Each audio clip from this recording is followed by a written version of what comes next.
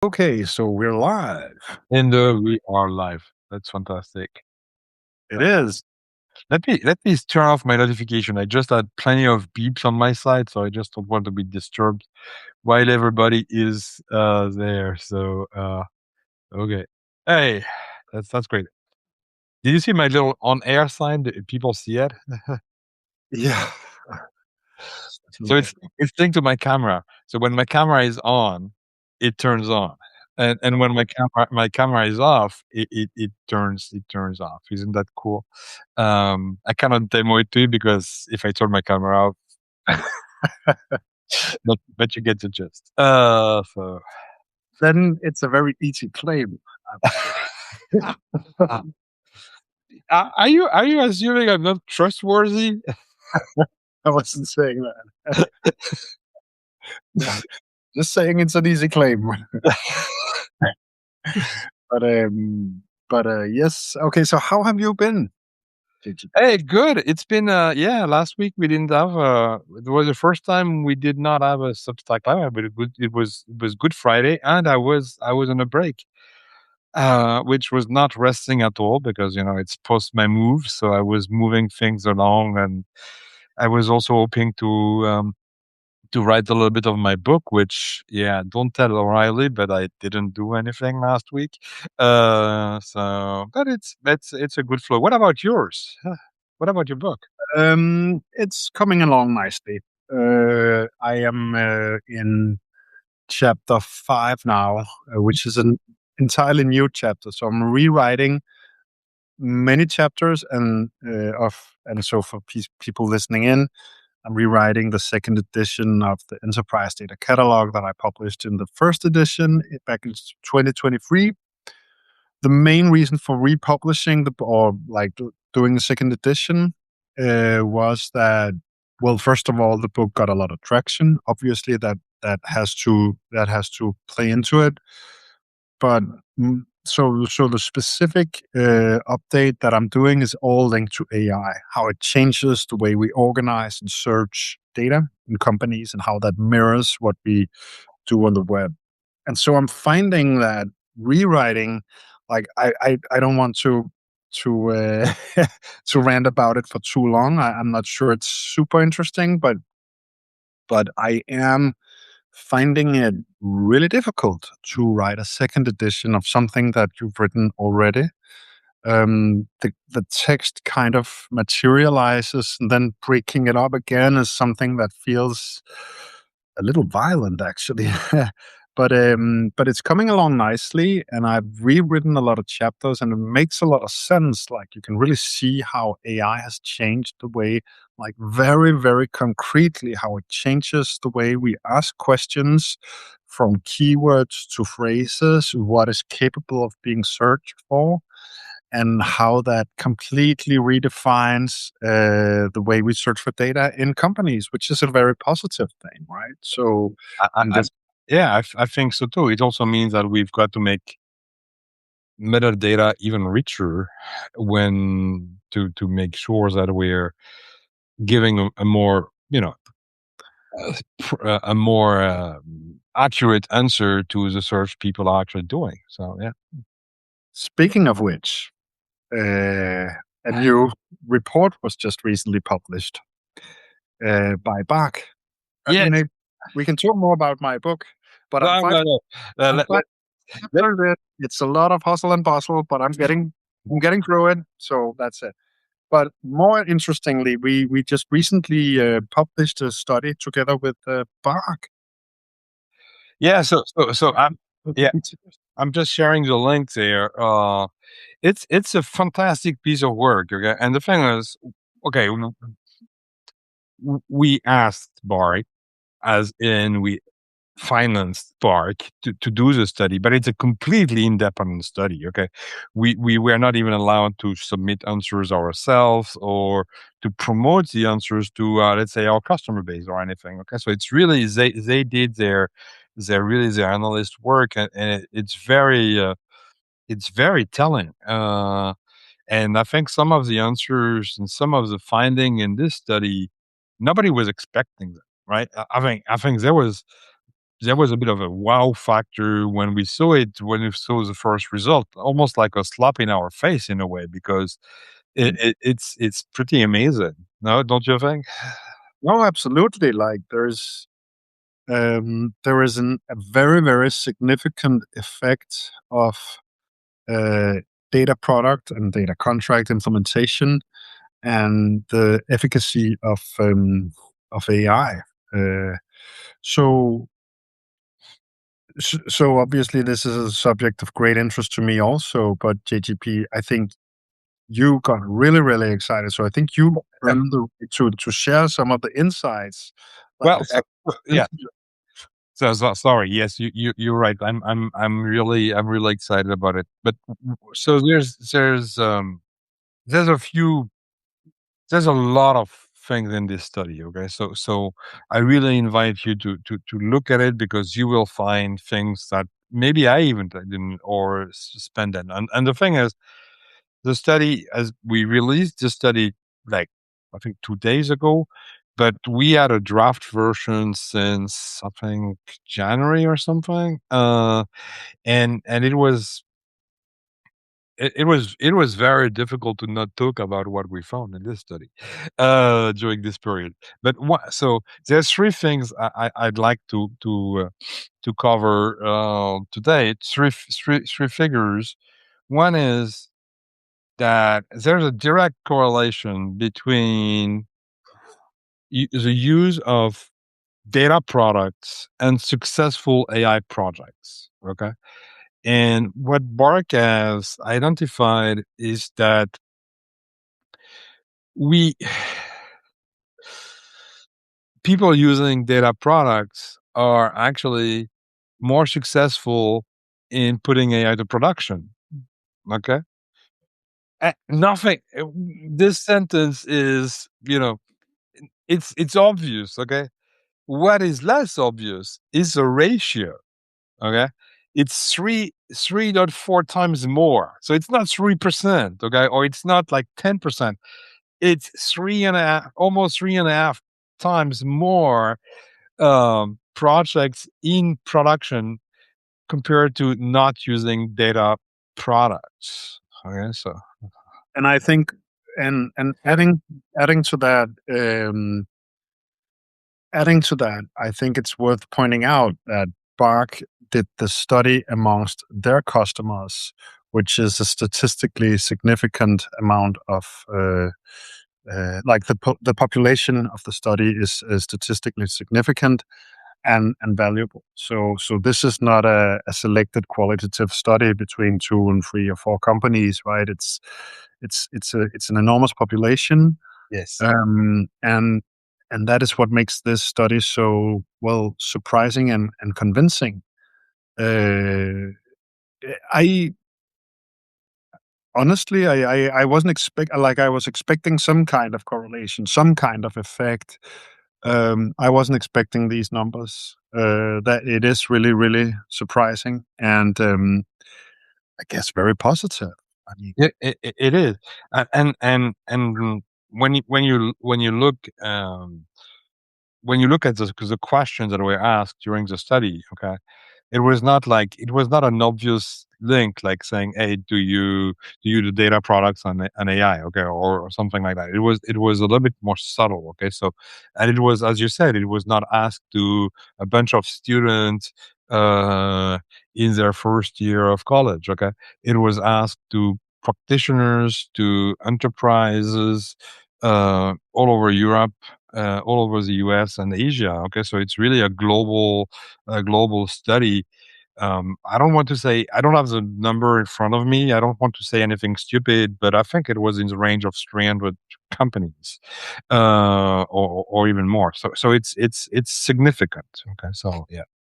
absolutely, yeah, no, several hundreds. I believe it's a little more actually, but we will send the numbers out to people who are Yeah, interested. I Or will. even download the report; it's right there. I shared the URL in the chat here. So feel free to go there and share it with your friends, because it's really impressive. So Absolutely. Yeah, I Uh, remember it was performed back in like we had the raw report in Jan, and we were eager to communicate it, but we had to like wait. Um, can you speak also about to the geographical differences across? Because as I recall it, data product adoption was a little higher in certain parts of the world than others. yeah, so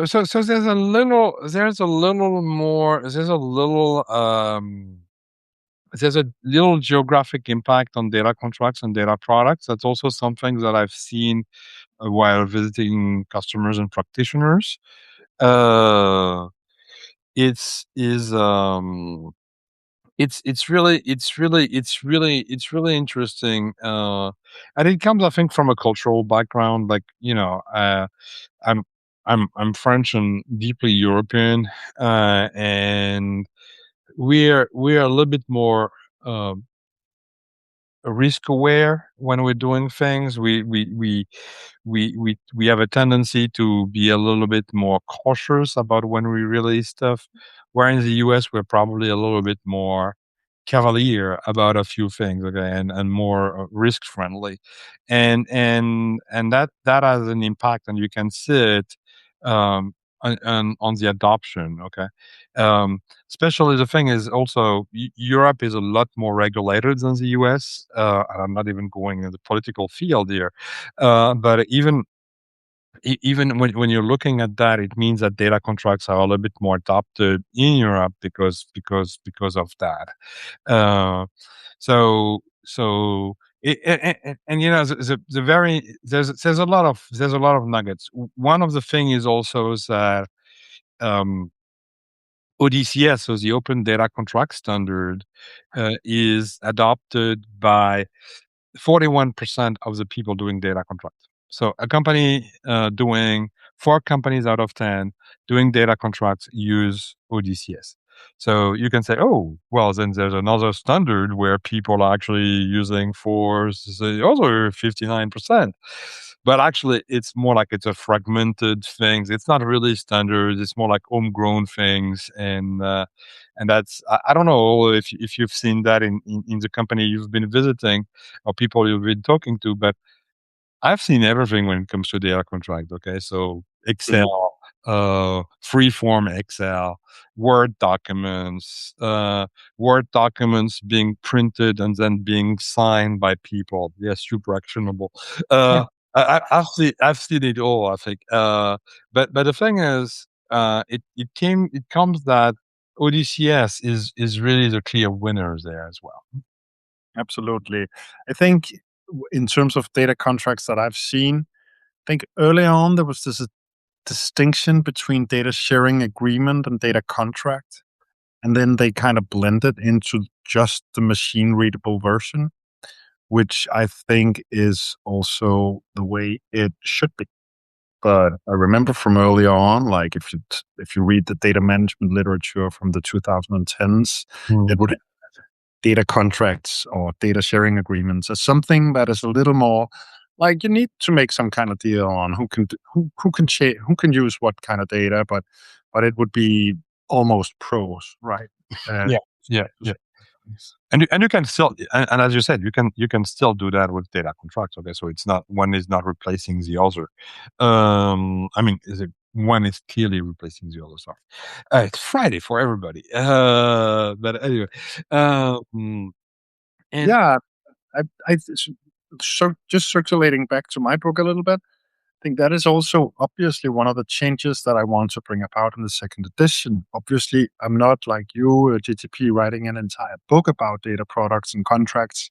But when I wrote the first edition of the Enterprise Data Catalog, data products was still a thing where it was up in the air whether or not this thing would take off, right? We didn't know if it would take off. So I was very like cautious and said, like, I'm going to describe it as data assets, only as data assets, because I don't know if data products will be adopted. Remember, this is like 3 years ago, right? Three, yeah, 4 years ago when I was writing this. So the data mesh movement hadn't peaked yet.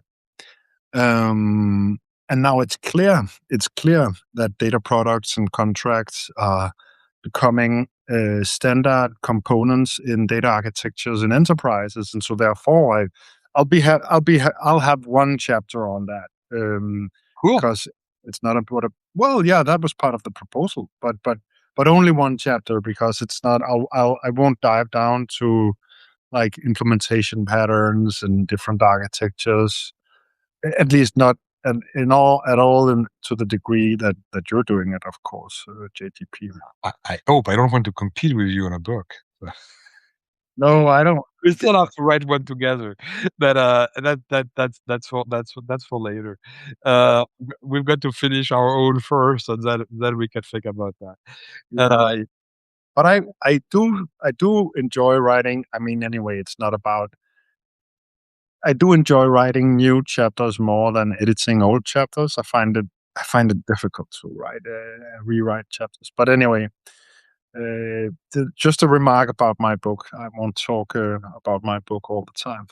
Now just to conclude, well, or at least just to add something on books. The thing is, when my first published book, okay, was a very technical book, and still very relevant. It's Spark in Action, the second edition, at Manny, okay, and doing the research, each chapter describe a use case you can actually solve with Spark, and doing the research, building the example, finding the relevant data. That was exciting. Writing the thing around it was nice. And then and then it goes downhill from that, when a reviewer comes back to you saying, well, technical books should not have any humor, and things like that. Okay, so you've got to deal with all of that. So anyway, so just that was my part. So Yeah, yeah. But I think in general, I think at least I got to be an author, tech author, in my yeah. I shouldn't age myself, but not as in my 20s, right? And so so I think it's first and foremost a privilege to get readers and oh yeah. people out, and like that is really fantastic. I'm It it very it it is, and being able to exchange ideas with people is pretty. That's I'm grateful for that for sure. The yeah. so, so going back to the study, the third thing, and Ramona kind of spoiled it. Ramona, I'm not going to talk to you anymore. It's the adoption of data products. Okay, Bark did a similar study 13 months ago, um, and they found out that 48% of companies were doing and deploying data products. And when they ran this study, they found out that this figure jumped from 48 to 69, so a net positive at 21 points. It's huge. Okay, it's coming from under half to close to over two third of companies doing data product. It's a huge bump. Okay, so the question is really, is your company doing data product? Because nobody wants to be in this third, where nobody well, what's a data product even, so it's pretty huge. And I'm always surprised, because when I see the existing tooling around data product, we're still is I think we're still at the stone age of tooling for data product. um but the thing is, it's pretty amazing. Yeah. I think I want to answer that question that you're asking, Ramona, about using AI to write books. Um, so you're asking, are you using AI? Does it help or does it hinder the writing? And I can say very clearly for my own sake that I am not using AI, and that is not by principle or by uh, I just I don't see it. Um, I don't see the writing process as something. I think it's a generational thing. I think younger people would use it naturally, and it will just happen naturally. And I think more books will be written in the future because of that. and I'm not sure I'll enjoy that personally. But that is how the world will most likely evolve, and I'll just have to accept that newer generations will do newer things that I may not understand. But for me, writing a book is deeply personal, even though it's a tech book, and it will be my written word, word for word. And I cannot. I know that some people use it for inspiration to generate stuff, diagrams, text, and it's all good. I embrace all of it. I have nothing against people using it. It's not for me. And when younger people will become authors of 10, 15 books in 2 or 3 years, and surpass me, I'll watch that and I'll let it happen, and I'll be calm inside when it happens. So that's my rant on that. I don't know you, GTP, if you have something Well, the else. thing is, as you know, Ola, writing a book is what is actually is the operation of writing a book. Okay, the thing is, because when you go back to times where Shakespeare was writing books, he had a pen or or something similar and writing the book himself. Okay, so when Yeah. we're writing technical books, there's a lot of research going on. There's, of course, you've got your ideas, and that's what you're trying to push. Okay, um, and I'm not. So there's rules, for example, for O'Reilly, how we can actually use AI. Okay, so it's not about a because you go to Claude right now, you say, "Hey, I want to produce a books on their products, okay? Collect all the opinions are on there and dump that into a Word document," and it will do it, okay? Uh, and it will you can call that a book if you want, but and the grammar will be probably okay.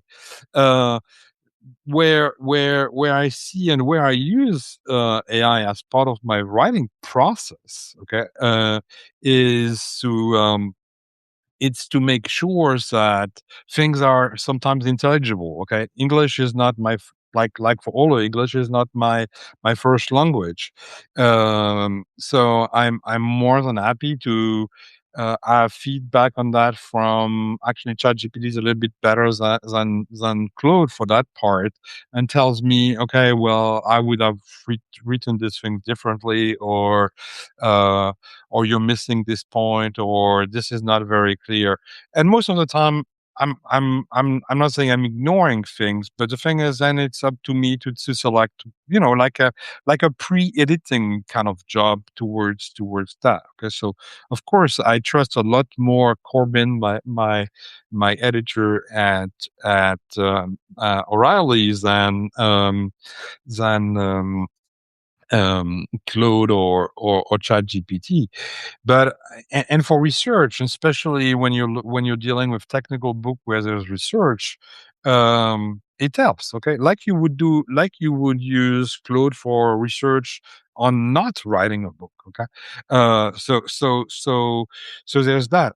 And one thing that I take a lot of pride in doing is the illustration. Okay, so I know that Claude can do mermaid, or plant UML or anything like that, but I do my illustration myself. I, I I take a lot of time doing and designing them. I know they are going to be redesigned, okay, by someone, a professional illustrator at O'Reilly, but that's part of my process. Okay, um, yes, Denis, my editor is still a human being because I meet him too often and he yells at me because I'm always late. Okay, uh, so yes, he's a human. Anyway, But I agree very much in the diagramming part. I know some people say that, okay, that's the one part where I can like just completely go bananas and create diagrams with AI. I would, I would, it's the part I enjoy the most. I mean, to be honest, I love doing diagrams. It's extremely important for me that they are clear and logic. I find that good diagrams can make or break a tech book. And I've certainly had a lot of people pick up the logic of my book through the diagrams. So I would never ever do something AI powered in that regard. But anyway, it's like there are no categorical, for me at least. I know you writers that have used AI and for all kinds of things, and I completely embrace it. And maybe the world will accept it. That I think is still an open question, uh, but if it happens to be that that is the case, then that's how the world will evolve. I mean, I'm not afraid of it. I don't. It's just how it is. Yeah. And Matt, yes, a picture speaks 1,000 words. I mean, that was something I use in the preface of my Spark book. I said, yeah, a picture speaks 1,000 words. So you actually, I spared you 180,000 words in my first book because that's how many illustrations I put in it. So it was, so, so, yeah. And the thing is, I don't know, it's part of the culture. I just got this book recommended by one of my best friend, and well, it's a little dry in terms of illustration, but hopefully the content will catch up. I haven't started it. I keep it for the weekend, but Yeah. It's an easy read. I think, JGP, that we need to close the call a little early as we yes, are moving on to another call. But thank you everyone for joining. Enjoy your Friday. Enjoy the fact that it's weekend soon. It was a pleasure to chat with you. And also, the Bark study is really worth a deep dive. So enjoy. bye bye everybody. See you next Bye. week. See you.